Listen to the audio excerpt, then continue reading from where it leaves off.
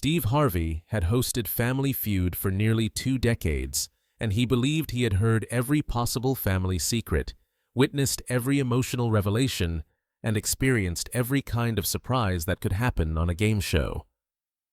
But on that warm spring afternoon in May 2024, when 90-year-old Rose Coleman walked onto the Family Feud stage with her family, Steve had no idea he was about to hear a story that would shake him to his core, bring an entire studio audience to tears, and reveal a family secret that had been hidden for over 60 years. What Rose was about to confess would challenge everything people understood about sacrifice, love, and the choices mothers make to protect their children. Before we dive into Rose's extraordinary story, if you believe in honoring the strength of mothers, the power of forgiveness, and the courage it takes to finally speak truth after decades of silence, please hit that like button and subscribe to our channel. What you're about to hear will change how you think about family secrets and the weight some people carry for a lifetime. The Coleman family from Birmingham, Alabama, stood ready to face off against the Washington family from Atlanta, Georgia. Rose Coleman was the matriarch, a petite woman with snow-white hair styled in soft curls, wearing an elegant lavender dress with a pearl brooch at her collar. Despite her 90 years, she stood straight and tall, her dark eyes sharp and alert behind wire-rimmed glasses. Beside her stood her daughter Margaret, 68, a retired nurse with her mother's same dignified bearing. Then came Margaret's daughter Patricia, 45, a school principal with a warm smile and confident demeanor.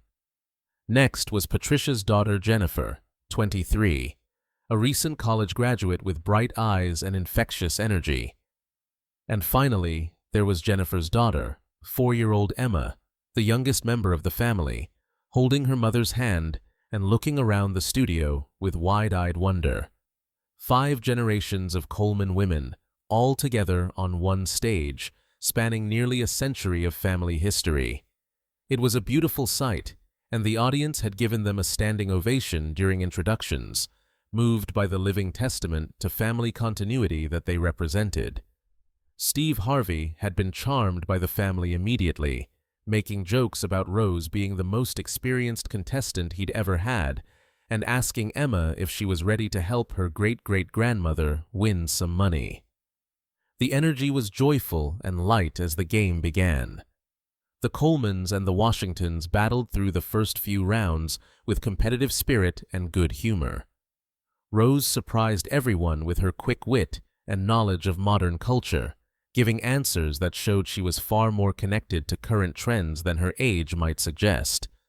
When Steve asked how she knew so much about contemporary music and social media, Rose smiled and said, "Mr. Harvey, I may be 90, but I'm not dead.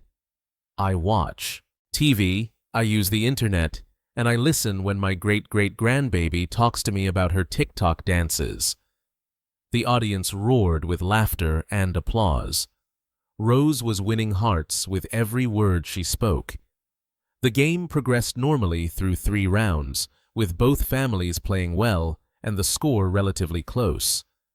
The Coleman family was slightly ahead as they moved into the 4th round. That's when everything changed. The question on the board was simple, standard Family Feud fare designed to be lighthearted and fun. Steve read it with his usual enthusiasm. Name something a grandmother might have kept secret from her family. The answers already revealed by the Washington family included things like her age, her secret recipe, and money she saved. They had 2 strikes and needed to find one of the remaining answers to secure the round. When they struck out with plastic surgery, control passed to the Coleman family. The 5 Coleman women huddled together to discuss their answer. They whispered among themselves, clearly strategizing about which answer would most likely be on the board. Steve watched them with his characteristic smile, waiting for them to reach consensus.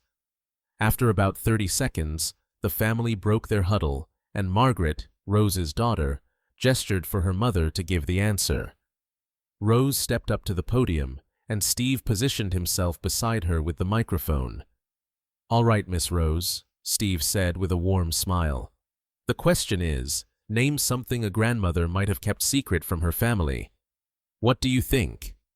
Rose looked at Steve, and something shifted in her expression. The playful twinkle in her eyes dimmed, replaced by something deeper and more serious. She glanced back at her family, her daughter, granddaughter, great-granddaughter, and great-great-granddaughter, all standing together, all looking at her with love and encouragement. Then she looked out at the studio audience, took a deep breath that seemed to come from the very depths of her soul, and spoke in a clear, steady voice that commanded the attention of everyone in the room. "A child," Rose said quietly. "A grandmother might keep a child's secret from her family." The studio fell into stunned silence. Steve's smile faltered. He looked at Rose, clearly uncertain if he had heard her correctly. "I'm sorry. What did you say?" Steve asked, his voice uncharacteristically tentative. Rose lifted her chin, her voice stronger now. "A child. A grandmother might keep a child's secret from her family, because I did. I kept a child's secret for 63 years, and it's time my family knew the truth." The silence in the studio deepened into something profound and heavy. Steve Harvey stood completely still, his microphone hand dropping slowly to his side. The audience was frozen, unsure how to react. The Washington family stood motionless, feeling like they were witnessing something intensely private. And the Coleman family, Rose's own family, stood, with expressions of shock and confusion, clearly having no idea what their matriarch was about to reveal. Steve recovered his composure enough to speak, though his voice was gentle and careful. "Miss Rose, are you saying what I think you're saying? Are you telling us that you have a child that your family doesn't know about?" Rose nodded, tears beginning to form in her eyes, but her voice remaining steady. "Yes, Mr. Harvey. In 1961, when I was 27 years old, I had a baby, a little boy, and I gave him away. I gave him up for adoption, and I never told anyone in my family. Not my parents who have long since passed, not my husband who died 12 years ago, and not my daughter Margaret, who is standing right behind me looking at me like I've lost my mind." Rose turned to look at Margaret, whose face had gone pale with shock. "Baby, I'm sorry you're finding out this way. I'm sorry I never told you. But I'm 90 years old, and I'm running out of time, and this secret has been eating at me for over 6 decades. I need to finally tell the truth." Steve Harvey, visibly shaken, looked at the producers off stage. This had gone far beyond a game show answer. This was a family being torn apart and reassembled in real time on national television. But before Steve could suggest moving this conversation to a private space, Margaret spoke up. Her voice was trembling, but she stepped forward to stand beside her mother. "Mama, what are you talking about? You had another child? I have a brother I don't know about?" Rose turned to face her daughter fully, taking Margaret's hands in her own aged, trembling ones. "Yes, baby. You have an older brother. His name, the name I gave him before they took him away, was James. You were born in 1956, and James was born 5 years before that. He would be 63 years old now, if he's still alive. I don't know. I've never known. And that not knowing has been the hardest burden I've ever carried." The tears were flowing freely down Rose's face now, and Margaret was crying too, though whether from shock, hurt, or empathy was impossible to tell. Steve gestured to the production team, and they immediately called for a break. The audience was asked to remain seated while the Coleman family was ushered to a private room backstage, along with a counselor who was always on hand for emotional situations. The Washington family stood in respectful silence, recognizing that they were witnessing something far more important than a game show competition. In the private room, with cameras off, but with the family's permission for a counselor and Steve to be present, Rose began to tell the full story she had kept hidden for 63 years. She sat in a chair with her family gathered around her, and she spoke in a voice that was sometimes strong, sometimes broken, but always honest. "I need to start at the beginning," Rose said, looking at each of her family members in turn. "In 1960, I was 26 years old and engaged to be married to a wonderful man named Robert Coleman. That's your father, Margaret, the man you knew and loved. But before I met Robert, I was in a relationship with another man, a man named Thomas Wright. Thomas was charming and handsome, and I thought I loved him. But Thomas was also troubled. He drank too much, he had a terrible temper, and he could be cruel when things didn't go his way." Rose paused, gathering her strength to continue. "I got pregnant with Thomas's baby in the fall of 1960. When I told him, he was furious. He accused me of trying to trap him, said terrible things, and told me I needed to take care of it. Back then, that meant either a dangerous illegal abortion or facing the shame and stigma of being an unwed mother. I was terrified. My parents were strict, religious people. If they had found out I was pregnant out of wedlock, they would have disowned me. I would have lost everything, my family, my home, my reputation, everything that mattered in that time and place." The room was absolutely silent as Rose continued her story. "I hid the pregnancy for as long as I could.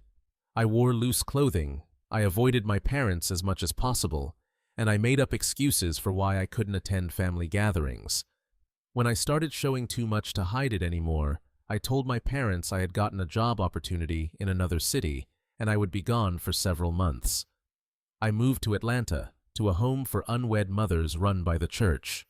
It was a hard, lonely time.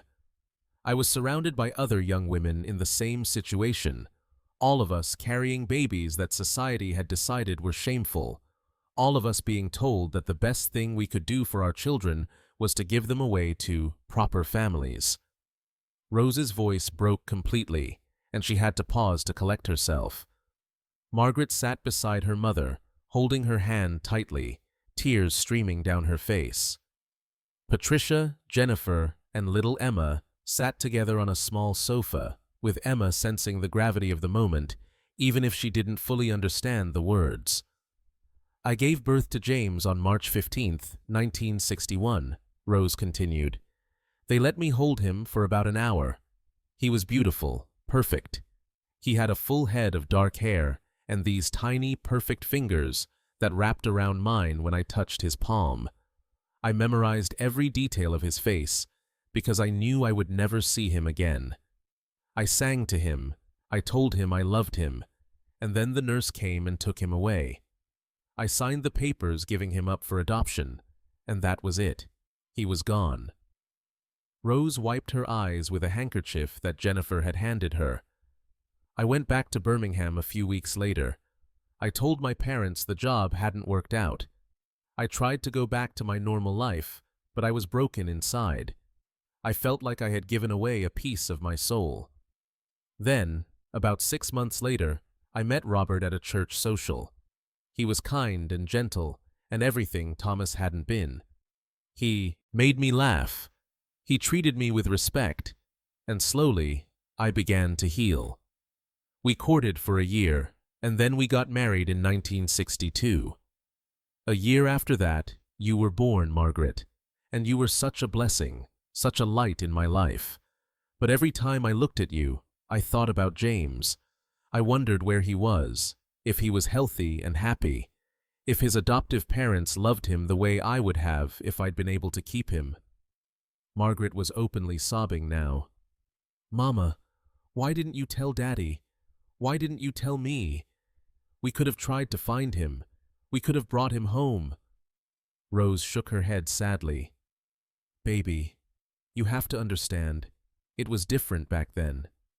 The shame attached to having a child out of wedlock was enormous. Even though Robert was a good man, I was terrified that if I told him about James, he would see me as damaged, as impure, and he would leave me. I know that sounds foolish now, but that's how women were taught to think in that era.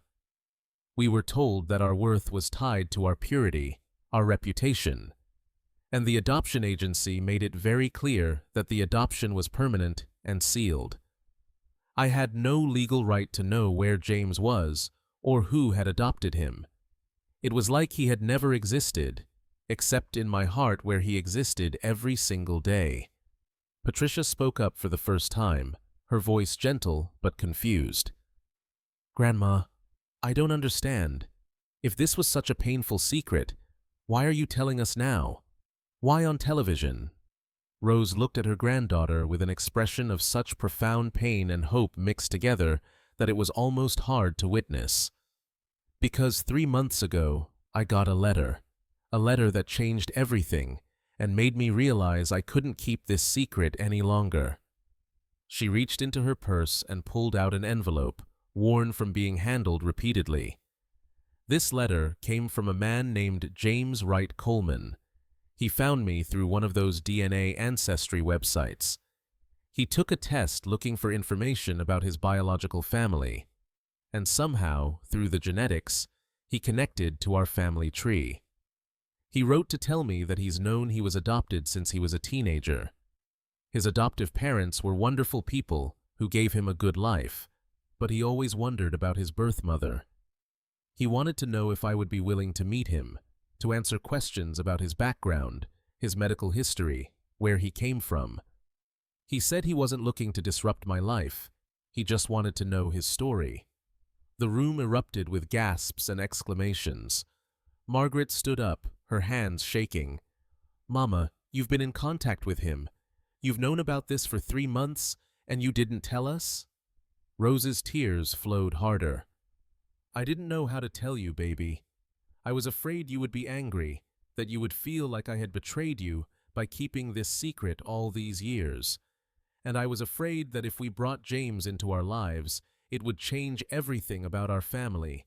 And I didn't know if I had the right to make that decision for all of you. So I've been carrying this letter around, reading it over and over, trying to find the courage to do something about it. And then we got chosen to be on Family Feud. And when that question came up, it felt like a sign. Like God or the universe, or whatever you want to call it, was telling me that it was time to stop hiding, time to tell the truth, time to let my family decide if they want to know their brother, their uncle, their cousin. Steve Harvey, who had been sitting quietly in the corner, listening to this entire exchange, spoke up for the first time. His voice was thick with emotion. "Miss Rose, have you responded to the letter? Does James know you got it?" Rose shook her head. "I wrote him back once, just to acknowledge I received it and that I needed time to process everything. I told him about my family, about Margaret and my grandchildren and great-grandchildren. I told him I had thought about him every single day for 63 years and that I never stopped loving him even though I gave him away. But I also told him that I needed to tell my family the truth before I could move forward with any kind of relationship with him. I couldn't keep lying, couldn't keep pretending he didn't exist. So I've been waiting, trying to find the right moment, the right words. And today, standing on that stage with all of you beside me, I realized there would never be a perfect moment. There would only be this moment, the moment when I finally chose truth over fear." Margaret sat back down beside her mother, and now she pulled Rose into a tight embrace. "Mama, I'm not angry. I'm shocked. I'm processing. But I'm not angry. I can't imagine how hard this must have been for you, carrying this secret for so long. And I want to meet him. I want to meet my brother. I want to know the person who's been missing from our family for all these years." Patricia joined the embrace, wrapping her arms around both her mother and grandmother. "Grandma, you gave us an incredible gift today. Not just the truth about James, but the courage to face hard things, to be vulnerable, to choose honesty even when it's terrifying. That's a lesson I want my daughter and granddaughter to learn. That's the kind of woman I want them to grow up to be." Jennifer and little Emma came over too, and the 5 Coleman women stood together in a group embrace, crying and holding each other through this moment of revelation and healing. Steve Harvey watched this scene with tears streaming down his own face, making no attempt to hide his emotion. After several minutes, when the family had released each other and begun to collect themselves, Steve spoke again. "Miss Rose, I need to ask you something. You gave that answer knowing it would open up this whole story. You chose to reveal this secret on national television. Why? You could have just said jewelry, or money, or any other answer. Why did you choose to tell the truth in this very public way?" Rose looked at Steve with clear eyes, despite the tears. "Because I'm 90 years old, Mr. Harvey. I don't have much time left, and I've wasted too much of the time I had on fear and shame and hiding. I wanted my family to know the truth, but I also wanted other women, other mothers who gave up children and have been carrying that grief and shame in silence, to know that they're not alone. I wanted young women today to understand what it was like in the past, how the stigma around unwed mothers destroyed families and forced women into impossible choices. And I wanted James, if he's watching, to know that I never forgot him, never stopped loving him, and that I'm finally brave enough to claim him publicly as my son." The room fell silent again, but this time it was a peaceful silence, a silence of understanding and acceptance. Steve Harvey looked at this remarkable 90-year-old woman who had just upended her entire family's understanding of their history, and he felt a profound respect. "Miss Rose, what you did today took more courage than most people will ever have to demonstrate in their entire lives, and I have a feeling, just a strong feeling, that this story isn't over yet.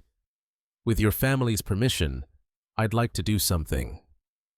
Steve looked at Margaret, Patricia, Jennifer, and even little Emma. "If it's all right with all of you, I'd like to help you find James and bring him here. I'd like to facilitate a reunion between this man and the mother who has carried him in her heart for 63 years, and the family who just found out they have a new member. Would you be open to that?" The Coleman women looked at each other, silent communication passing between them, and then they all nodded. Margaret spoke for the family. "Yes, please. We want to meet him. We want to bring him home." Over the next 2 weeks, the Family Feud production team worked with private investigators and the DNA Ancestry website to locate James Wright Coleman. They found him living in Charlotte, North Carolina, working as a high school English teacher, married for 38 years to a woman named Linda, with 3 grown children and 5 grandchildren of his own.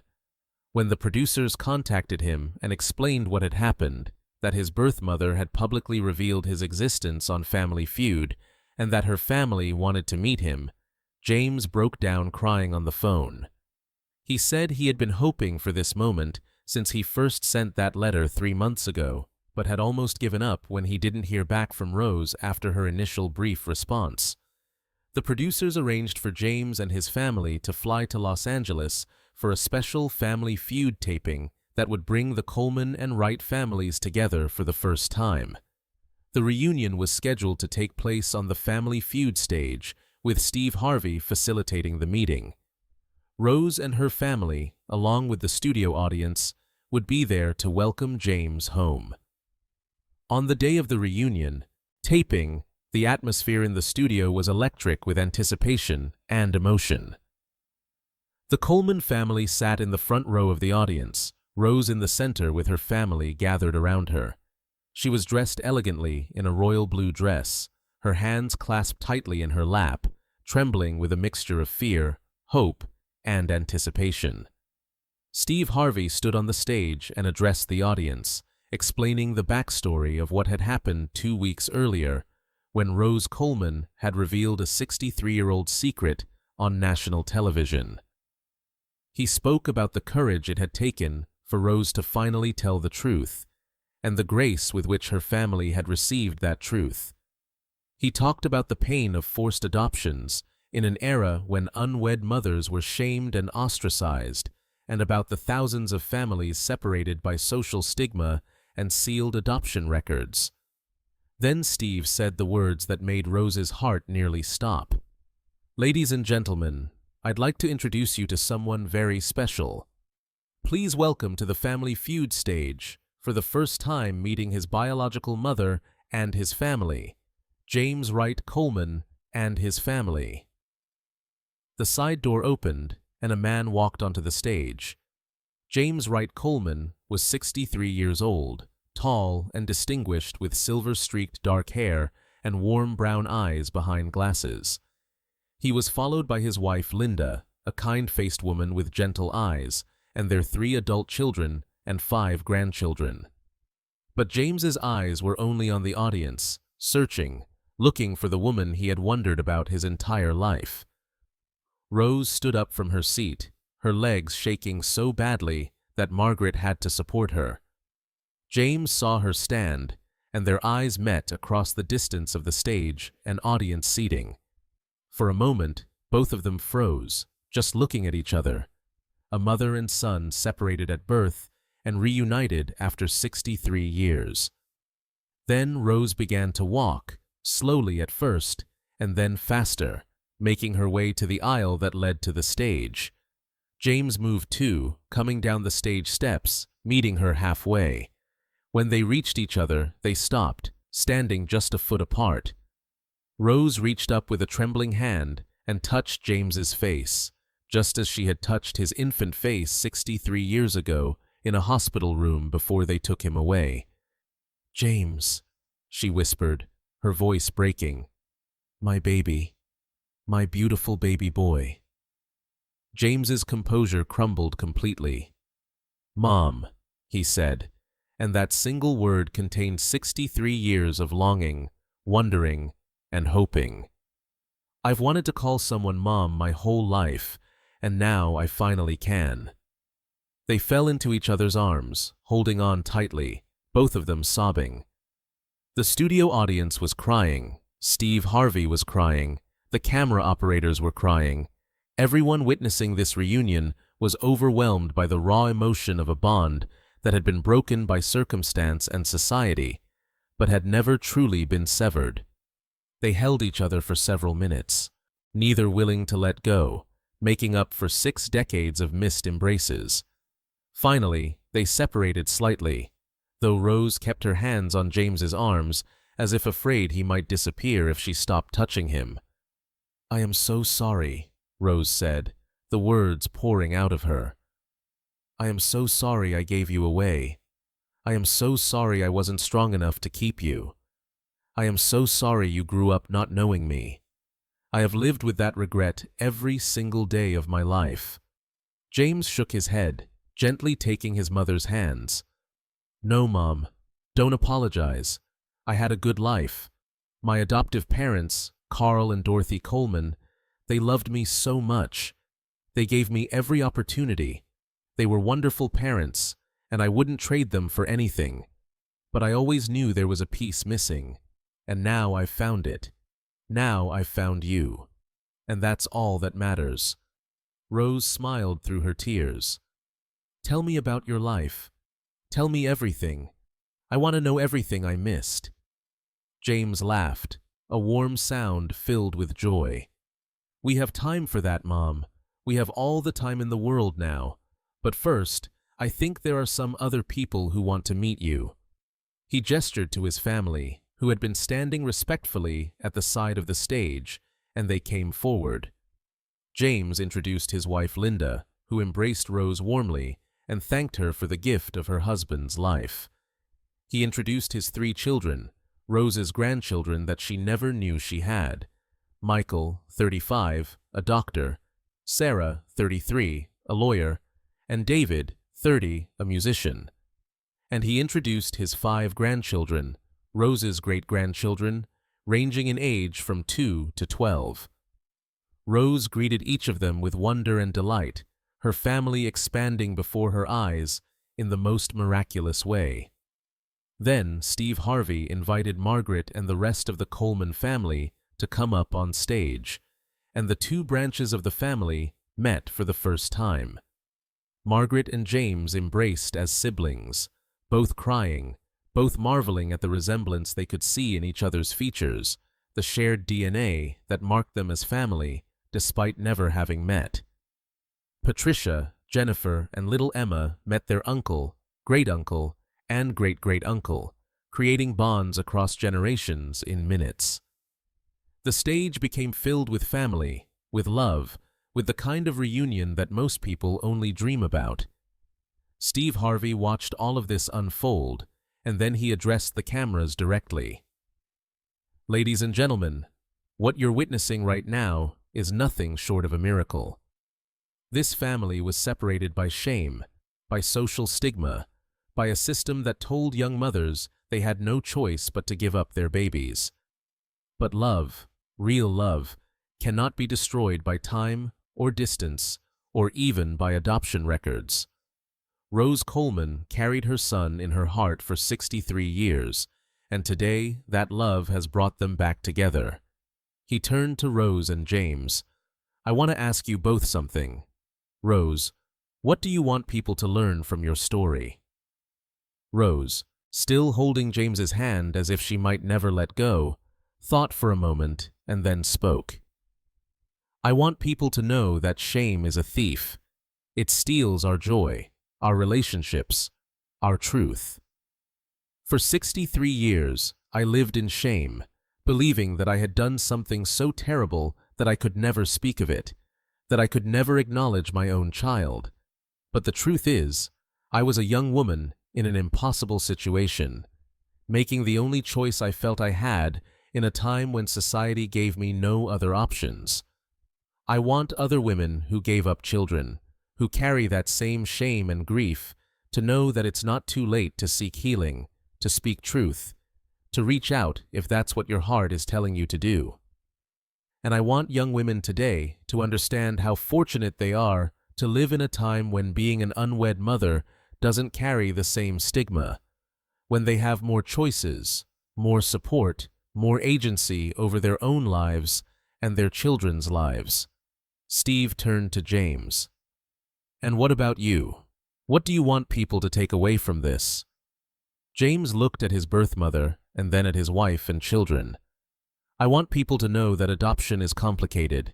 It's not a simple happy ending or a simple tragedy. It's both and neither. I had wonderful adoptive parents who gave me a beautiful life, and I also had a biological mother who loved me enough to make an impossible sacrifice.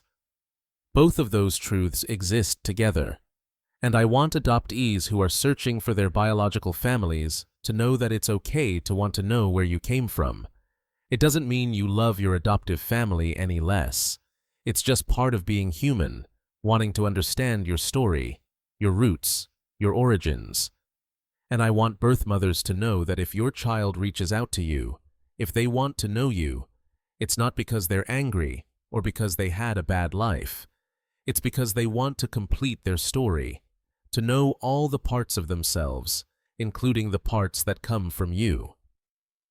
The Coleman and Wright families spent the next several hours together at the studio, talking, sharing stories, looking at photographs, and beginning the process of weaving their separate family histories into one shared narrative. Rose showed James a small box she had brought with her, the only items she had kept from his birth. The hospital bracelet that had been on his tiny wrist, a single photograph a nurse had snuck for her before they took him away, and a lock of his dark baby hair. James cried, holding these precious mementos, physical proof that his birth mother had loved him, had wanted to remember him, had carried pieces of him with her all these years. James shared his own items, photographs from his childhood and adult life, showing Rose all the moments she had missed but could now know about. He told her about his adoptive parents, Carl and Dorothy, who had passed away several years earlier, but who had always encouraged him to search for his birth mother if he wanted to. He told her about learning he was adopted when he was 15, about the mixture of emotions that news had brought, about the questions he had carried ever since.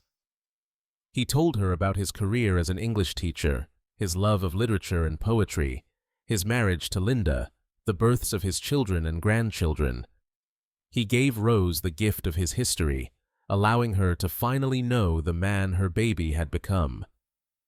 When the episode aired 6 weeks later, it became the most watched Family Feud episode in the show's history. The original clip of Rose giving her answer about keeping a child's secret went viral immediately, viewed tens of millions of times across social media platforms. But it was the reunion episode that truly captured the world's attention. People across the globe watched Rose and James meet for the first time, and the response was overwhelming. Adoption agencies received thousands of calls from birth mothers who had been inspired by Rose's courage to reach out to children they had given up decades earlier. They also heard from adult adoptees who had been searching for biological family and were encouraged to continue their searches. Support groups for birth mothers who had given up children were flooded with new members, women who had been carrying shame and grief in silence for years and were finally ready to seek healing and community. The episode sparked important conversations about the history of forced adoptions, about the shame and stigma that had separated countless families, and about the need for more open and compassionate adoption practices. Legislators in several states cited Rose's story when proposing laws to make sealed adoption records more accessible, allowing adoptees and birth parents to find each other more easily if both parties consented. For Rose and James, the reunion was just the beginning of a beautiful relationship. Over the following months, they spent as much time together as possible, with James making frequent trips from Charlotte to Birmingham to visit his birth mother, and Rose traveling to Charlotte to spend time with James's family. The two families celebrated holidays together, integrated their family trees, and created new traditions that honored both branches of the family. Margaret and James developed a close sibling relationship, talking on the phone regularly and discovering they had many shared interests and personality traits despite being raised in completely different environments. The genetic connection was undeniable, but it was the intentional building of relationship that truly made them family. Rose was able to attend her grandson Michael's wedding, walking into the ceremony on James's arm, overwhelmed with gratitude that she had lived long enough to be part of his life and his important moments. She spent time with her great-grandchildren, James's grandchildren, reading to them and telling them stories, creating memories that would have been impossible if she had continued to keep her secret. 18 months after the Family Feud reunion, the entire Coleman Wright family gathered for a special celebration, Rose's 92nd birthday. James organized the event, bringing together over 75 family members from both branches of the family tree. At the celebration, Rose stood before her assembled family and spoke about the journey that had brought them all together. "I wasted 63 years of my life hiding in shame," Rose said, her voice still strong at 92. "I let fear and stigma keep me from my son, from the joy of knowing him and being known by him. But God gave me a second chance. God gave me the courage to finally speak the truth and gave me the gift of James's forgiveness and love. I don't have many years left, but the years I have are fuller, richer, and more joyful than they ever were when I was living with that secret.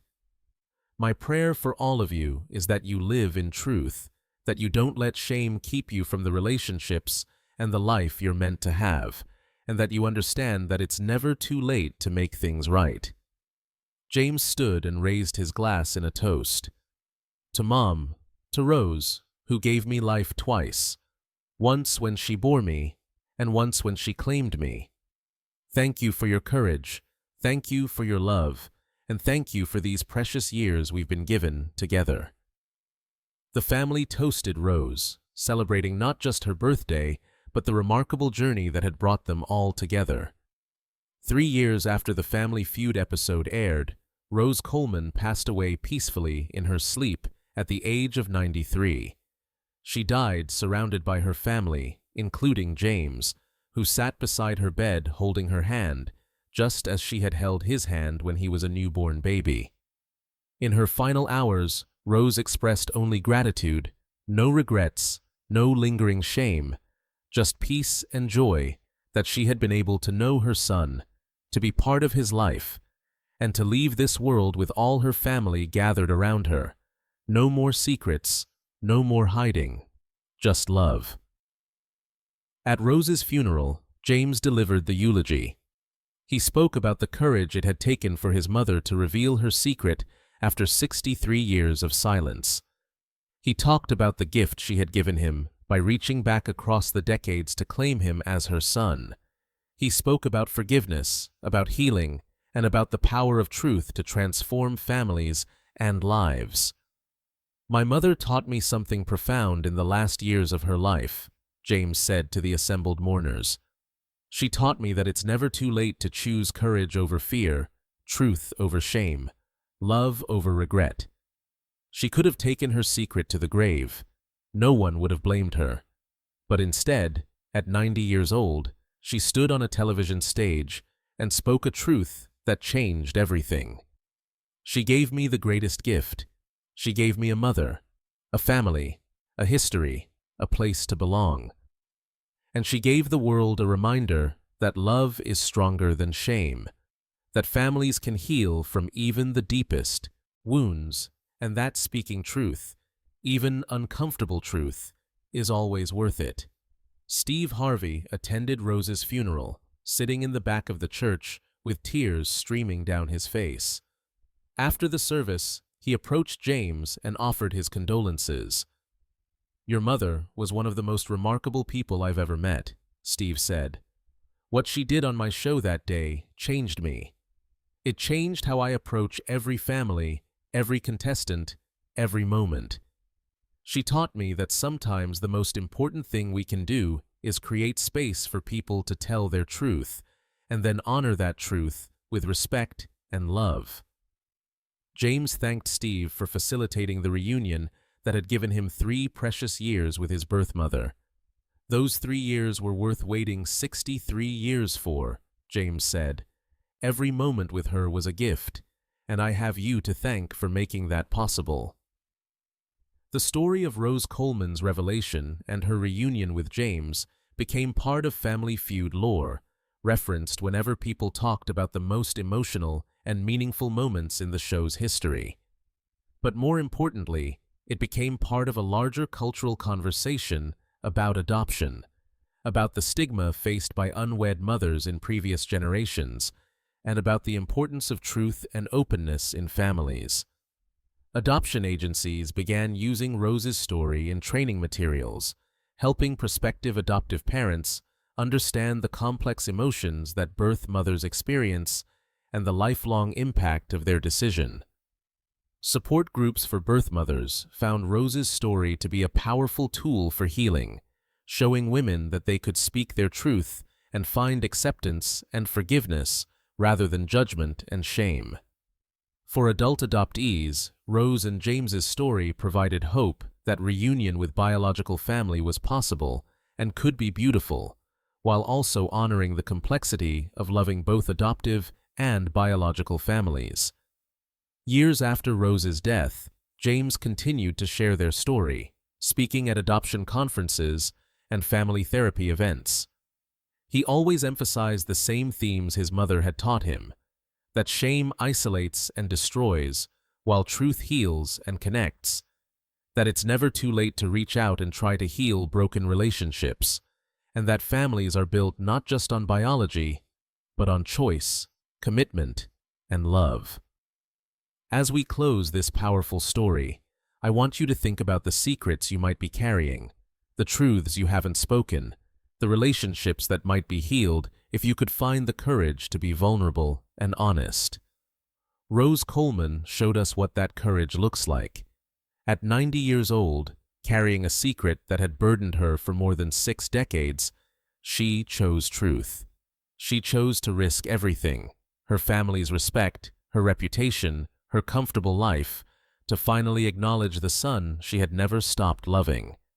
And that choice, That moment of raw honesty on a game show stage created a miracle.